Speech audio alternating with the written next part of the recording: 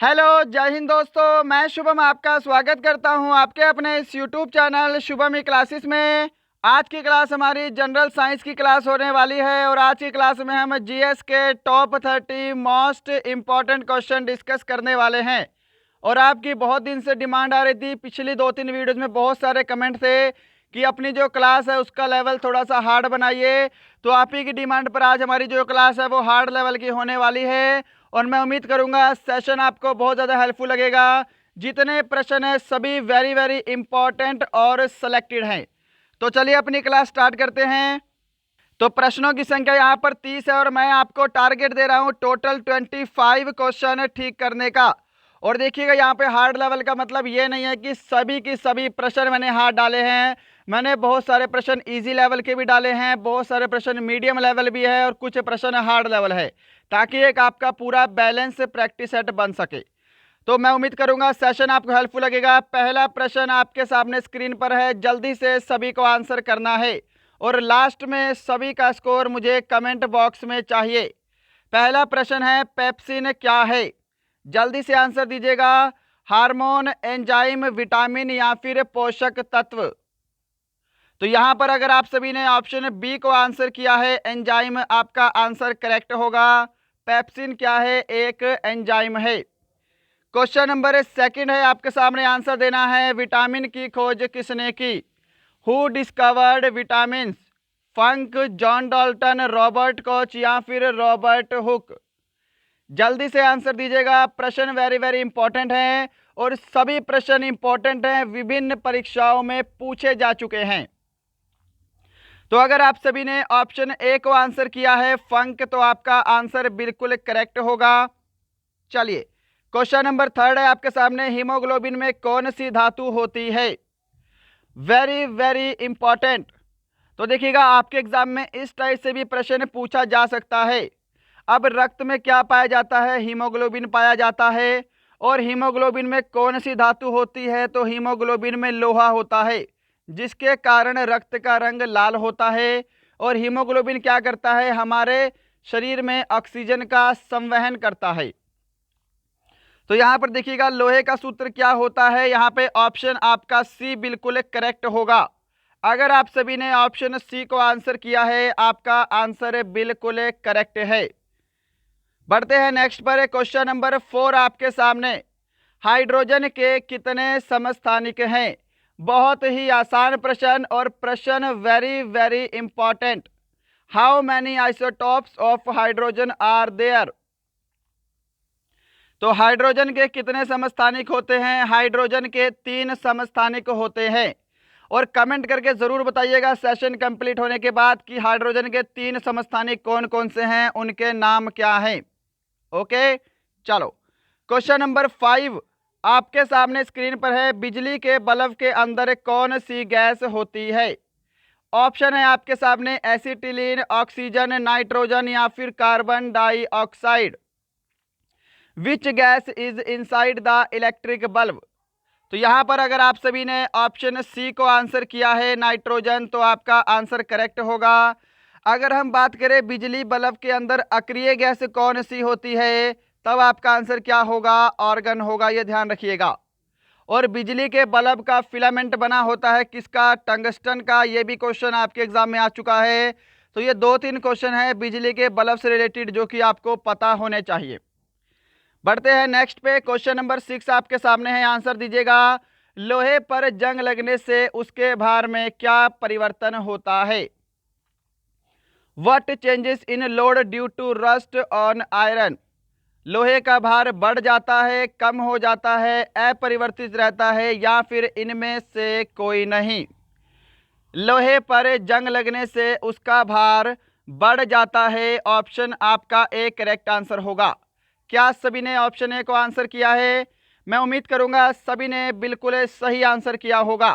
Test को complete लगाइएगा। Question number 7 है आपके सामने स्क्रीन पर, गोबर गैस का मुख्य घटक क्या है?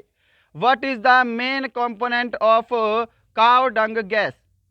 कार्बन डाइऑक्साइड, एसिटिलीन, एथिलीन या फिर मीथेन? जल्दी से आंसर देंगे। गोबर गैस का मुख्य घटक क्या है? आपसे एग्जाम में फॉर्मूला भी पूछ सकता है। यहाँ पे आपका ऑप्शन डी बिल्कुल करेक्ट आंसर होगा, मीथेन। क्या सभी ने सही आंसर दिया है? चलिए, क्वेश्चन नंबर 8 है आपके सामने, जल्दी से आंसर देंगे। गुरुत्वाकर्षण के नियम का प्रतिपादन किसने किया? और जब ये आपके 30 क्वेश्चन कंप्लीट हो जाएंगे तो इसके बाद क्वेश्चन नंबर 31 है, जो कि मैंने आपके लिए स्पेशल होमवर्क का क्वेश्चन बनाया है। तो अपना होमवर्क सभी को लेकर जाना है। क्वेश्चन नंबर 8 है, गुरुत्वाकर्षण के नियम का प्रतिपादन किसने किया? ऑप्शन आपके सामने हैं। अगर आपको समय चाहिए तो सेशन को जरूर रोकिएगा। बिल्कुल करेक्ट आंसर ऑप्शन सी होगा, न्यूटन। क्वेश्चन नंबर 9 आपके सामने है, वायुमंडलीय दाब को मापने के लिए किस यंत्र की आवश्यकता होती है? बैरोमीटर, हाइड्रोमीटर, हाइग्रोमीटर या फिर stethoscope? Which instrument is required to measure atmospheric pressure? तो ऑप्शन आपका ए बिल्कुल करेक्ट आंसर होगा, बैरोमीटर। वायुमंडलीय दाब को मापने के लिए बैरोमीटर की आवश्यकता होती है। आपसे एग्जाम में और क्या क्वेश्चन पूछ सकता है? बैरोमीटर की खोज किसने की? आपसे एग्जाम में आ सकता है। तो ध्यान रखिएगा, बैरोमीटर की खोज किसने की है? टोरिसेली ने की है। ये वेरी वेरी इंपॉर्टेंट है। हाइड्रोमीटर क्या है? जल का घनत्व। हाइग्रोमीटर क्या है? वायुमंडल में आर्द्रता को नापने के लिए। स्टेथोस्कोप आपको पता है डॉक्टर यूज करते हैं। क्वेश्चन नंबर 10 आपके सामने है, वेरी वेरी इंपॉर्टेंट। किसी पिंड का भार अधिकतम होगा? वायु में, जल में, हाइड्रोजन में या फिर निर्वात में? The maximum weight of body will be in vacuum. Option आपका डी बिल्कुल करेक्ट आंसर होगा। क्या सभी ने ऑप्शन डी को आंसर किया है? चलिए, क्वेश्चन नंबर 11 है आपके सामने, फटाफट से प्रश्न को डिस्कस करेंगे। निम्नलिखित द्रवों में से ऊष्मा का सबसे अच्छा चालक कौन सा है? विच of the following fluids is the best conductor of heat? जल, पारा, अल्कोहल या फिर इनमें से कोई नहीं? क्या आंसर किया है आपने? अगर आप सभी ने ऑप्शन बी को आंसर किया है, मरकरी यानी कि पारा, आपका आंसर बिल्कुल करेक्ट है। अब यहाँ पे आपको पारे का अयस्क भी मालूम होना चाहिए। पारे का अयस्क क्या है? सीने बार है, ये ध्यान रखिएगा। और इसी के साथ आपको अल्कोहल है यहाँ पे पता होना चाहिए।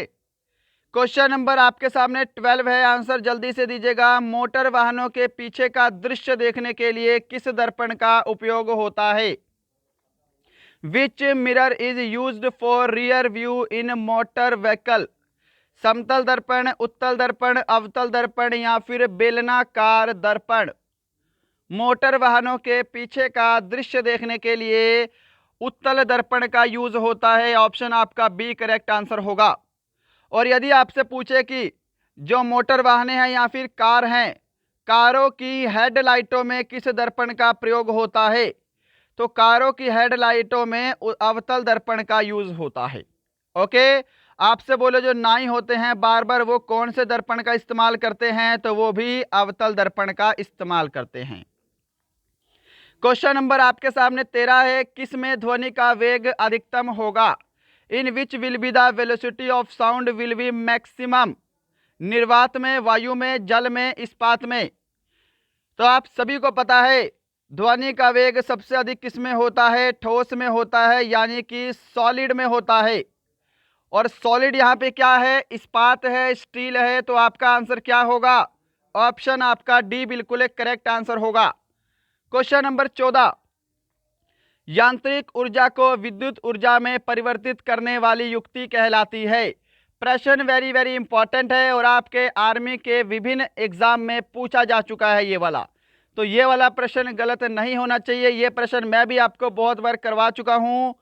तो यहाँ पर देखिएगा, यांत्रिक ऊर्जा को विद्युत ऊर्जा में बदलने वाली युक्ति कहलाती है डायनमो। ऑप्शन आपका डी सी बिल्कुल करेक्ट आंसर होगा, ऑप्शन सी।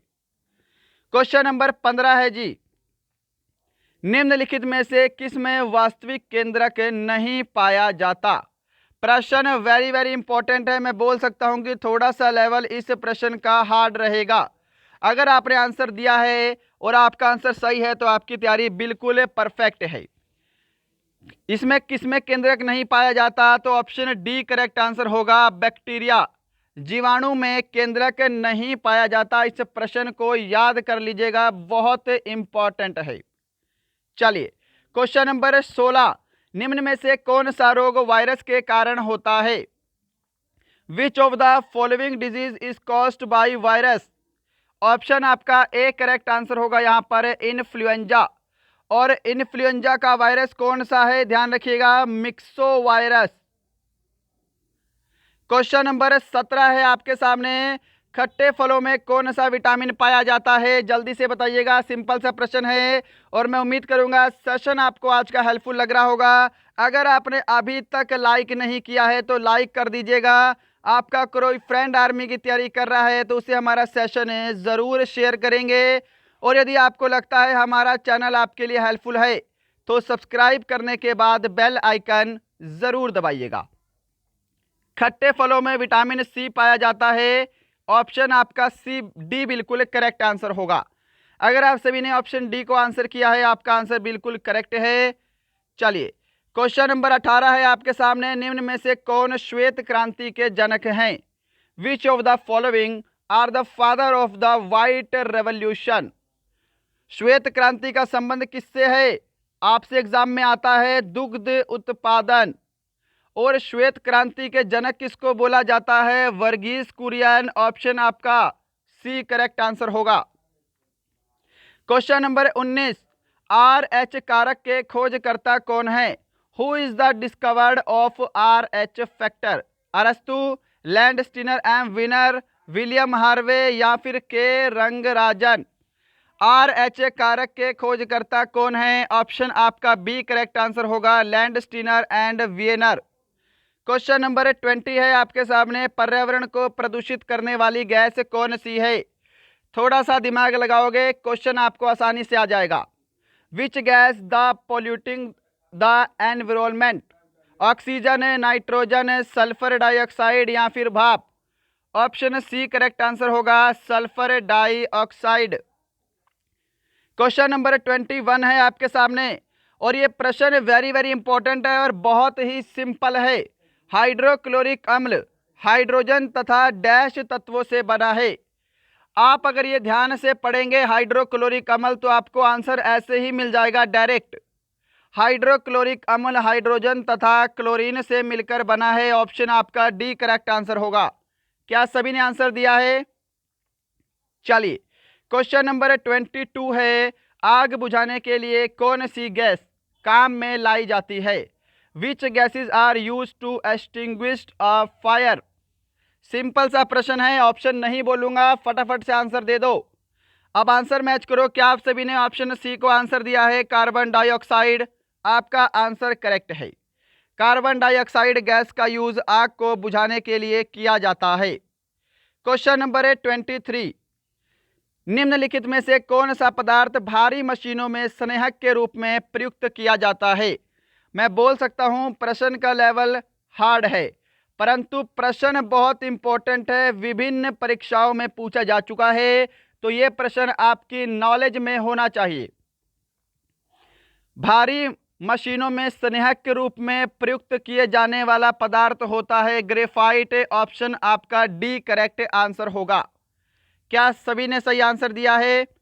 चलिए, क्वेश्चन नंबर 24 है, प्रसिद्ध बिग बैंग थ्योरी किस मुख्य सिद्धांत पर आधारित है?